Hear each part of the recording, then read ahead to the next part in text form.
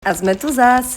Po roku sme sa rozhodli vrátiť do rezortu Orea 9 Skal a užili sme si to ešte viac ako naposledy. Orej máme takú tradíciu, že sa iba vybalíme, dáme si poobednú kávu a utekáme na bazén, po ktorom nás čakala tematická večera. Tentokrát to bola mexická kuchyňa a moje milované tacos. V rezorte 9 Skal je úplne nové wellness, takže som ho po masáži musela ísť aj s manželom vyskúšať. A to wellness je top.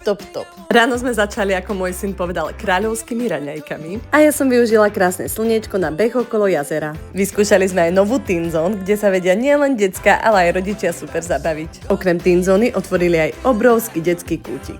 Orea Resort 9 Skal je za mňa ako stvorený pre rodiny, pretože si tu viete naplánovať skvelé aktivity vonku alebo vo vnútri. Musím uznať, že napriek tomu, že sme tam boli s deťmi, sme si už dávno tak dobre neoddychli ako počas tohto víkendu, pretože všetky tie novinky ho posunuli na next level. Myslím, že sa vráťme skôr než za rok.